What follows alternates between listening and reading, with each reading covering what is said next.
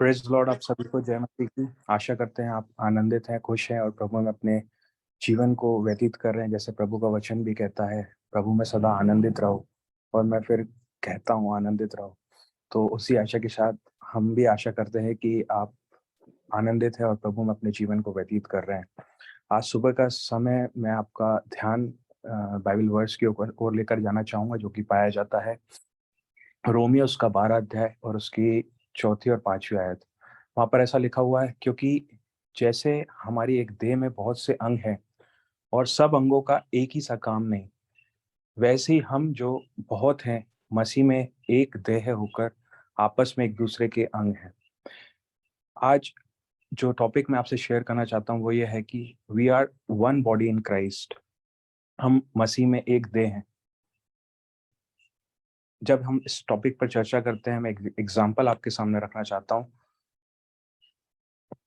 या हम उसे एक स्टोरी भी कह सकते हैं। एक बार एक व्यक्ति होता है जिसका एक जिसका एक बगीचा होता है सागवान का।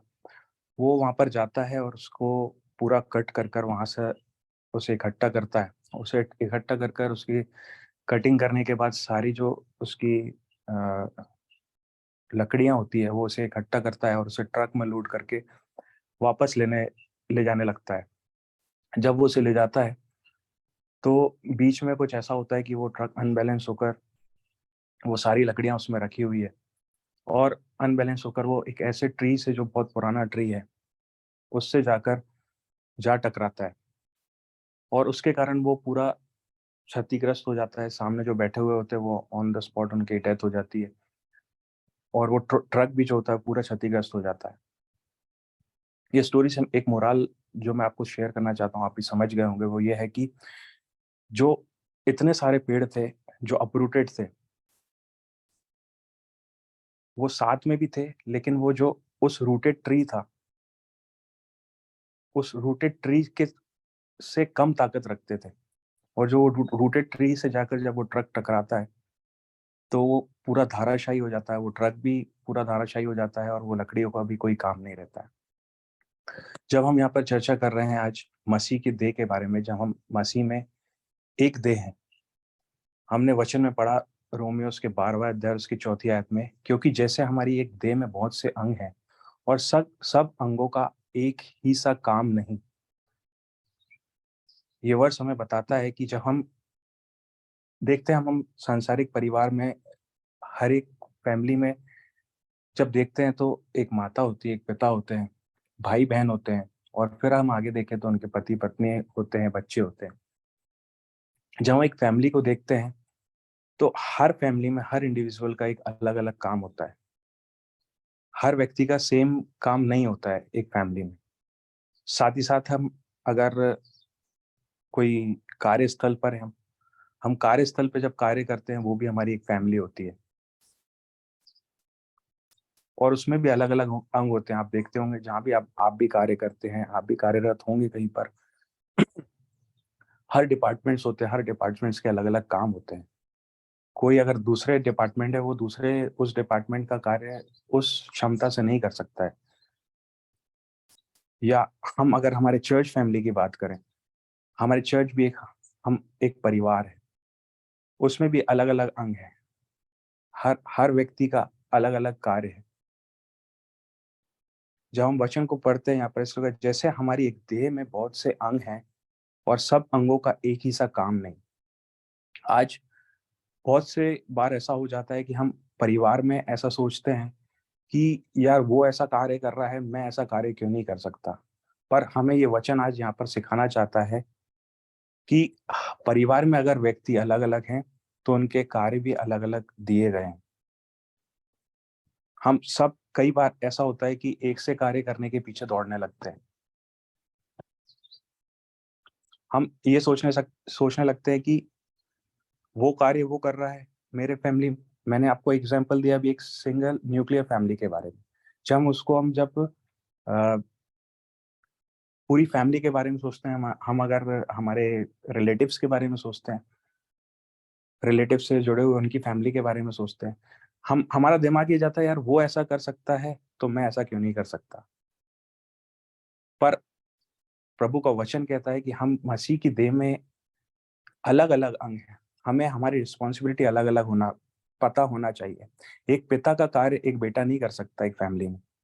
एक माता का कार्य एक बेटी नहीं कर सकती है फैमिली में। या आप अगर ऑफिस में हैं, तो एक मैनेजर का कार्य एक अकाउंटेंट या एक बैक ऑफिस वाला बंदा नहीं कर सकता है।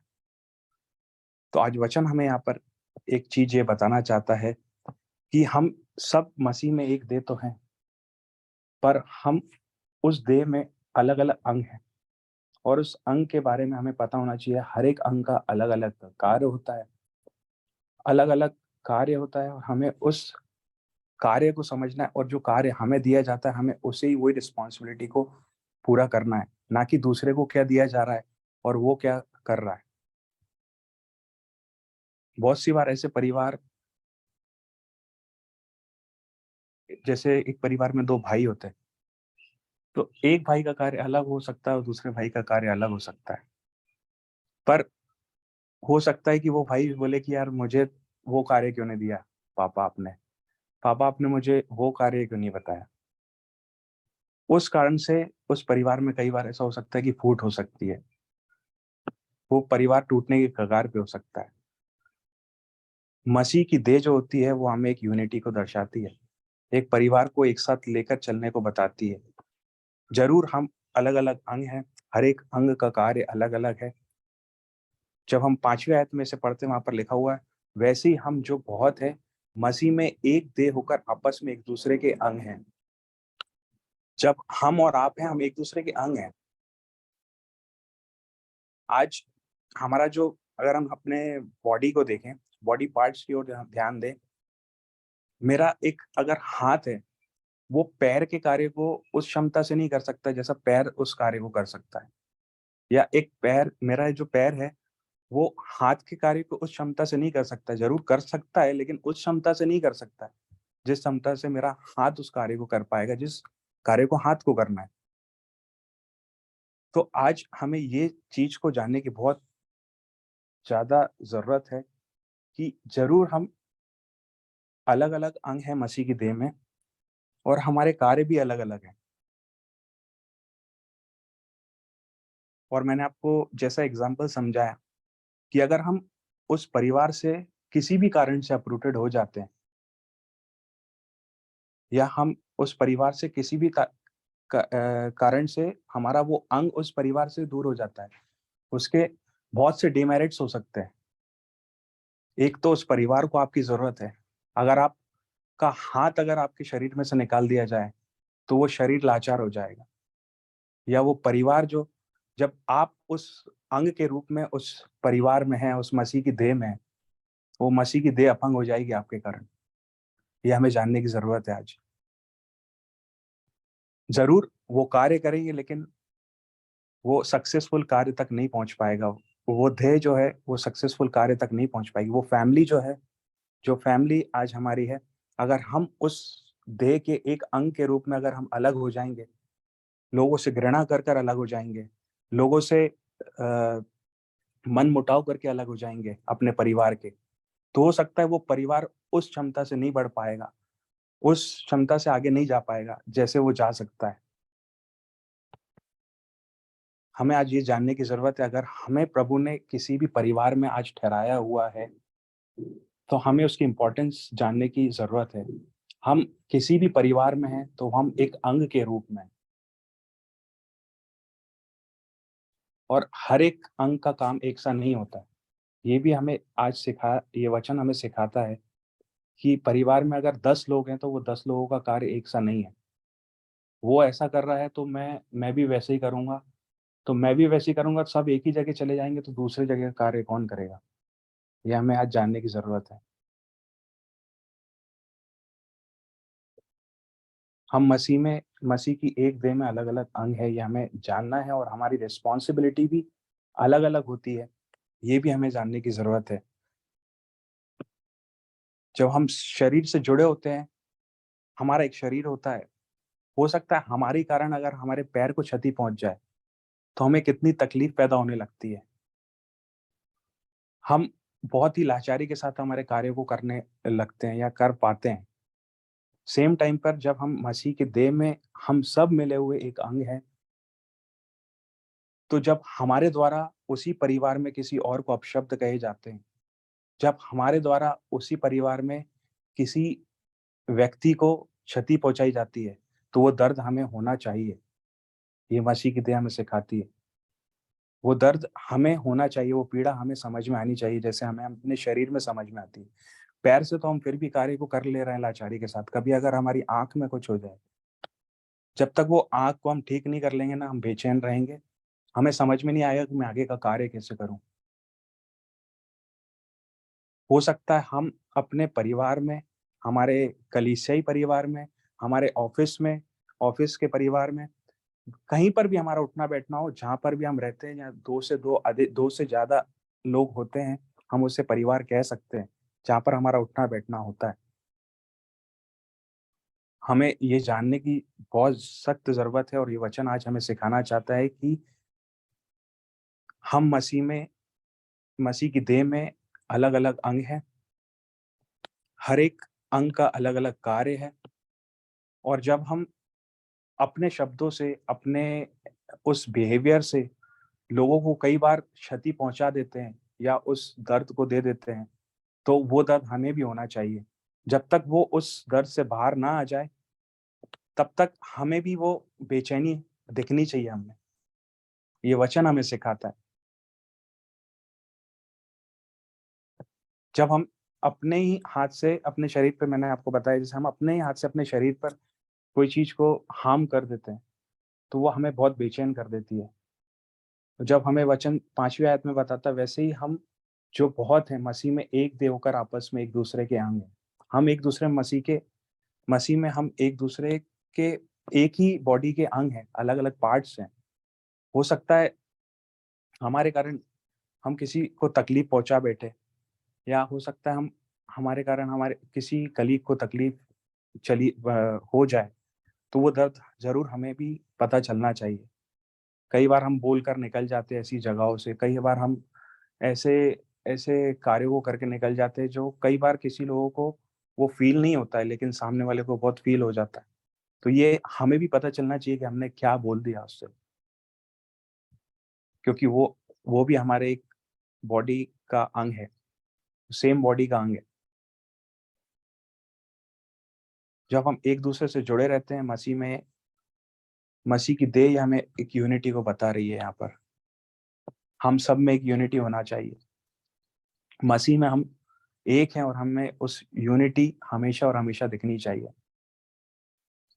एक शरीर अपने आप में एक यूनिट होता है और उसी की तरह हम भी जहाँ भी जुड़े हुए हों, बाहर से देखता हुआ व्यक्ति उसे कहना चाहिए कि ये नहीं, एक ये अपने आप में अगर हमारे हमारे परिवार को कोई बाहर से देख रहा है, तो उन्हें दिखना चाहिए कि नहीं ये अपने आप में एक संपूर्ण एक बॉडी है। ये अपने आप में संपूर्ण एक शरीर है। ये उन्हें दिखना चाहिए। जैसा मैंने आपको एग्ज़ाम्पल में बताया कि वो अपरूटेड होकर भी साथ में थे अगर वो इतने सारे पेड़ उस ट्रक के ऊपर। पर जब अपरूटेड होकर वो जा रहे थे और वो सामने एक ट्री था बहुत पुराना, वो ऑलरेडी रूटेड था, उसमें सारे अंग थे और जब वो वहाँ से आके टकराता है, वो ट्री नहीं गिरता है। लेकिन वो जो अपरूटेड जितने भी सारे अ, लकड़ियाँ थी उस पेड़ की, वो सब धराशायी हो जाती। इनफैक्ट उस ट्रक में जितने लोग थे, वो भी धराशायी हो जाते हैं। वो एग्ज़ाम्पल से बहुत अच्छी सीख हमें आज मिल रही है कि हम जब प्रभु मसीह की देह में एक साथ बने होते हैं, उस जड़ को पकड़े हुए होते हैं, चाहे कितनी भी बड़ी रफ्तार से कोई आ रहा हो हमारे सामने, हम हर एक वो चीज़ का सामना कर सकते हैं। हम दृढ़ खड़े रहते हैं उस चीज़ के सामने, हम कभी विफल कोई कार्य में नहीं हो सकते हैं। ये इसकी पॉज़िटिविटी है। ये चीज़ इससे हमको ये पॉज़िटिविटी मिलती है कि हम जब एक यूनिटी में प्रभु के उस देह में सारे अंग मिलकर एक साथ खड़े रहते हैं, तो हमें कोई गिरा नहीं सकता है। जब हम 2 कोरिन्थियंस उसके 12 और उसके 25 से 27 तक पढ़ते हैं, वहाँ पर लिखा हुआ है, ताकि देह में फूट ना पड़े, परंतु अंग एक दूसरे की बराबर चिंता करें। हम में से हर एक को एक दूसरे की हर एक कंडीशन में चिंता होनी चाहिए। कई बार हमारे जीवन में कोई दुःख आता है, तो ज़रूर बहुत से लोग हमारे बारे में पूछने आते हैं, पर कई बार जो खुशी आती है कभी हमारे जीवनों में, तो बहुत कम लोग हमें पूछने आते हैं।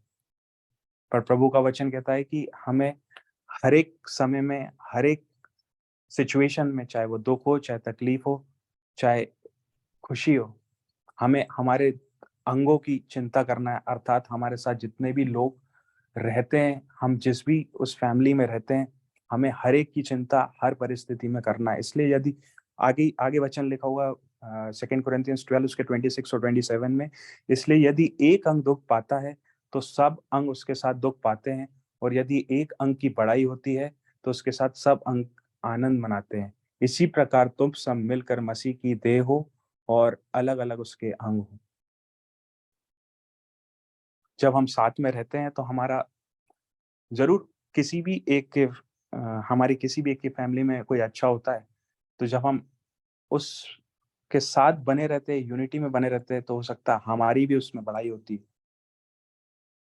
हमारे नाम को भी लोग ऊँचा उठा सकते हैं उस चीज़ के लिए। ये चीज़ आज हमें सिखाना चाहती है, और बहुत ही खूबसूरत वचन है ये। प्रभु के वचन वचन जो हर एक ही बहुत खूबसूरत है, हमें दिन-प्रतिदिन नया और ताज़ा मन्ना देते हैं और हमें नई चीज़ों को सिखाते हैं। और आज हम जब इस मसीह की देह के बारे में सीख रहे हैं, आज हमें ये जानने की ज़रूरत है, हम सब जो हैं इस पृथ्वी पर ठहराए हुए हैं, और हम जिस भी फैमिलीज़ में हैं, चाहे हमारी वो फैमिली हो, या हम कार्यस्थल पे जाते हो, चाहे हम चर्च में जाते हो, एक्स-वाई-ज़ेड हम कहीं पर भी जाते हो, हमें ये जानने की ज़रूरत है, जब जहाँ भी हम हैं, जहाँ पर हम प्रेज़ेंट हैं, हम अपने आप को उस फैमिली का अंग मानकर हर एक कार्य को करें, ताकि हमारे जीवन से उस प्रभु की बड़ाई होने पाए, जिसकी देह में हम जुड़े हुए हैं, जिसकी देह से हम निकले हुए हैं। आज मैं आपसे यही शेयर करना चाहता था, और आशा करता हूँ कि आपने इस वचन से कुछ सीख को लिया है। ज़रूर हम कोशिश करें, प्रभु में उस यूनिटी में रहने की कोशिश करें। प्रभु में अपने जीवन को उस तरह से व्यतीत करने की कोशिश करें कि हम उस प्रभु की देह के अलग-अलग अंग हैं, और प्रभु ने ही हमें जहाँ कहीं भी ठहराया है, प्रभु ने ही हमें ठहराया है, और वो रिस्पॉन्सिबिलिटी दी है, हमें वो पता होनी चाहिए कि हमारी रिस्पॉन्सिबिलिटी क्या है, ना कि दूसरे की क्या है। तो आशा करता हूँ प्रभु ने आपसे इस वचन से बातचीत करी है, और ज़रूर आप इसे आगे अपने जीवन में अप्लाई करेंगे। सभी को जय मसीह की, प्रेज़ द लॉर्ड। आपका दिन शुभ हो। आप एक-दूसरे को ग्रीट कर सकते हैं।